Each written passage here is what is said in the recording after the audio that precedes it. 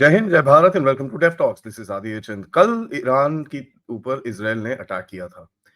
अपने 100 जहाज लेके उन्होंने ईरान पे कई 20 मिलिट्री साइट्स पे अटैक किया। As a matter of fact military sites के अलावा भी कुछ जगहों पे अटैक हुआ है, जिनके बारे में डिटेल्स आज थोड़ी-थोड़ी निकल के आ रही हैं, तो वो मैं आपसे थोड़ा डिस्कस करना चाहूँगा। सबसे पहले मैंने कल जैसे आपको बताया कि भई 100 जहाज यूज़ हुए थे अटैक के लिए, लेकिन कई लोगों को इसमें थोड़ी कन्फ्यूजन थी और कहीं न कहीं काफ़ी सारे सवाल उठे इसके ऊपर कि भई 100 जहाज लेके अगर अटैक करा है, लेकिन इतना बड़ा अटैक तो हुआ ही नहीं। तो ये 100 जहाज क्यों गए थे?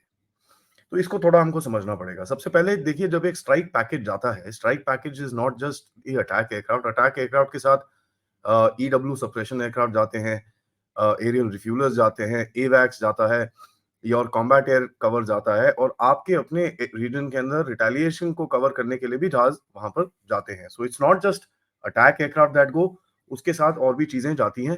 तो अटैक एयरक्राफ्ट करीब करीब 25 से 30 होंगे मैक्सिमम, उससे ज्यादा तो लगता नहीं है, बट उसके जो सपोर्टिंग एयरक्राफ्ट होते हैं वो वहां पर जरूर गए।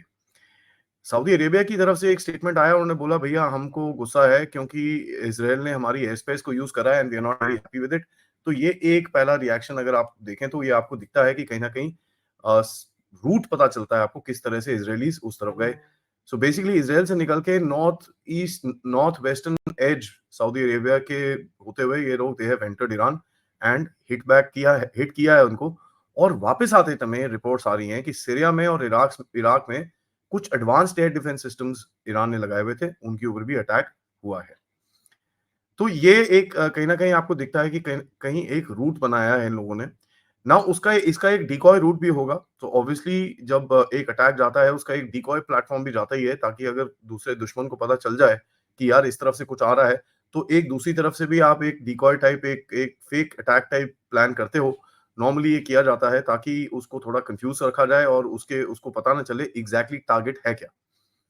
तो डिकॉय किस तरफ गया, क्या हुआ, उसके बारे में तो कुछ पता नहीं चला, लेकिन ये पता चला है कि अगर ये सऊदी अरेबिया से गए हैं और वापस आते टाइम इन लोगों ने मारा है, या फिर जो डिकॉय स्ट्राइक रेट जो गई थी, उन्होंने जाके सीरिया और इराक के अंदर कई टारगेट्स को जरूर ठोका है। उसी टाइम पे आप देखें, लेबनान में भी बड़ी जबरदस्त बॉम्बिंग हुई है, गाजा में कभी जबरदस्त बॉम्बिंग हुई है, कई साइट्स में इराक में और सदर्न सीरिया के अंदर भी काफी हिट्स हुई हैं। तो इसराइल बेसिकली परसों रात को काफ़ी फुल एक्शन में था और उसने जितनी भी चीज़ें करनी थी, उसने एक एक झटके में सारा कुछ करा है। ऑब्वियसली एक पूरा एयर डिफेंस सिस्टम और एक पूरा स्ट्राइक स्ट्राइक पैकेज तैयार किया होगा, उसके हिसाब से उसने जाके मारा है। नाउ इसराइल ने 2-3 जगह और टारगेट करी हैं, which is a very interesting thing. जो रॉकेट मोटर मेकिंग फैसिलिटी है इनकी, और बेसिकली कास्टिंग फैसिलिटीज़ हैं 2, एक पाराचिन के अंदर है और एक खोजियर के अंदर है, उन दोनों को भी मारा है। और ये भी पता चला है कि एक रॉकेट फ्यूल मैन्युफैक्चरिंग प्लांट है, solid rocket fuel manufacturing plant है, उसको भी कहीं न कहीं ठोका गया है। नाउ देखिए, ये बेसिकली क्या होता है, आपको अगर मैं समझाऊँ तो they have basically hit the capacity of Iran. And ये भी पता चल रहा है कि कहीं न कहीं ड्रोन के कुछ फैक्ट्रीज़ के ऊपर भी अटैक हुआ है।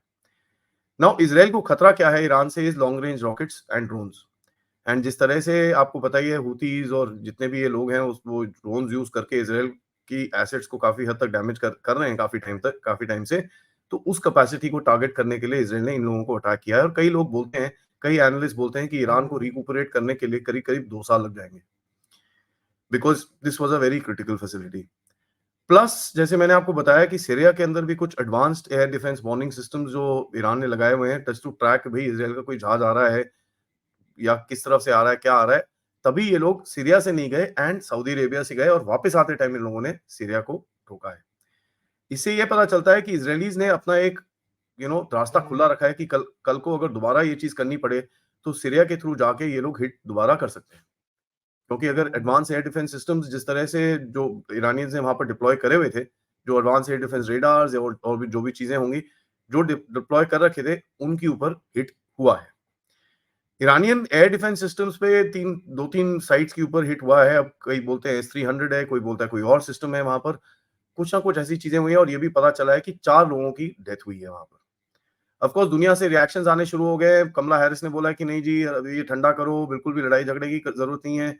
आपके ब्रिटिश प्राइम मिनिस्टर कियर स्टारमर ने बड़ा क्लियरली बोला है कि साहब, इज़राइल को एक राइट था अटैक करने का, और ईरान को कोई राइट नहीं है उसको रिटेलिएट करने का। तो ये भी रिएक्शंस ऐसे करके आ रहे हैं। भारत की तरफ से एक स्टेटमेंट आया है कि साहब, हम लोग बड़े कंसर्न हैं इस एस्केलेशन से, और हम लोग चाहते हैं कि साहब ये चीज़ थोड़ी ठंडी हो जाए, क्योंकि ऑब्वियसली यार यहाँ पर अगर एक मेन वॉर हो जाएगा तो भारत के ऊपर इम्पैक्ट ज़रूर आएगा। बट जैसे मैंने आपको कल बताया कि ईरान कहीं न कहीं प्ले डाउन कर रहा है इस चीज़ को, एंड इज़राइलीज़ की तरफ से भी कोई इतना ड्रम बीटिंग नहीं हो रही है, तो ऐसा लगता है कि ये अटैक बेसिकली एक फिक्स्ड मैच टाइप था, और अभी तक तो कोई रिटेलिएशन की बात भी नहीं हो रही है।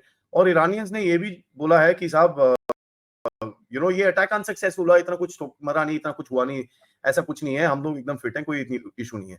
उनके एक ऑफिशियल की तरफ से स्टेटमेंट आया, उन्होंने बोला कि यार इतना कोई वाइड स्प्रेड डैमेज हुआ नहीं, तो बट लेकिन ये अब हमको डिसमिस नहीं करना चाहिए, और इज़राइल ने काफी बड़ा ऑपरेशन करा है और ये चीज फेल हुई है। तो ये चीज ईरान से काफी एक नैरेटिव चलाने की कोशिश की जा रही है कि भाई ये जो भी अटैक अटैक करा है ये सब फेल हो गया, कोई ऐसी हिट नहीं हुई है। बट ओसेंट में आपको पता चल जाता है यार, आजकल तो सैटेलाइट इमेजेस ये वो सब कुछ है, तो उससे देख के हमको ऑलरेडी पता चल रहा है कि ये जो मैंने फैसिलिटीज आपको बताई है, rocket motor casting facility as well as क्या नाम है, एक रॉकेट फ्यूल फैसिलिटी, उसके ऊपर तो हिट्स ऑलरेडी दिखने शुरू हो चुके हैं। तो ये हमको समझ में आना चाहिए कि हाँ कुछ हुआ है, लेकिन दोनों तरफ से एक प्ले डाउन करने की कोशिश की जा रही है कि भैया ठीक है, आपने मेरे को मारा, मैंने आपको मारा, और खत्म करें इस कहानी को, इसको आगे नहीं लेके जाते। बट अभी भी टाइम है, अगर एक हफ्ते के अंदर कुछ नहीं होता तो यू कैन प्रीटी मच से कि भैया कुछ नहीं होने वाला आगे। So next 7 days are quite critical. तो ये बड़ी इंटरेस्टिंग सी कहानी है। नाउ देखिए, अगर आपको मैं देखूं, ये जो पहला वेव गया था, नाउ ये स्ट्राइक 2 या 3 वेव्स में गया था। पहला वेव एक एक जगह पे गया, उसने स्ट्राइक्स करे, वो जब वापस आ रहा था दूसरा वेव गया, इट्स स्ट्रक इट्स टारगेट, वापस आते टाइम उसने जो भी किसी को वहां पर सीरिया और इराक में मारा, और फिर तीसरा वेव अलेजिडली वहां पर गया है, इसकी कंफर्मेशन नहीं है, बट कहीं ना कहीं 3 waves have actually gone and hit Iran, and उनकी जो फैसिलिटीज है, मिलिट्री फैसिलिटीज, और उनके जो जो भी टारगेट्स हैं उनको उन्होंने मारा है। यहाँ पर ईरान का इस रेड से पहले ही स्टेटमेंट था कि साहब अगर ये सिर्फ मिलिट्री बेस्ड अटैक होगा तो हम इस पे कोई रिटेलिएशन करेंगे नहीं, and we don't want to escalate this matter, और हम कहीं ना कहीं कुछ ऐसा करना नहीं चाहते जहां पर कि भाई पूरा डिस्टेबलाइजेशन हो जाए। हम ऐसा कोई हमारा प्लान नहीं है, और इसराइल को भी हम बोलते हैं ये सब मत करिए। तो एक प्ले डाउन करने की कोशिश ईरान की तरफ से भी की जा रही थी, लेकिन कहना थोड़ा डिफिकल्ट होगा, मतलब एकदम बोलते हैं ना, एकदम गारंटीड कहना बड़ा डिफिकल्ट होगा कि साहब किस तरफ ये स्टोरी जाने वाली है, क्योंकि एक वॉलेटाइल सिचुएशन है।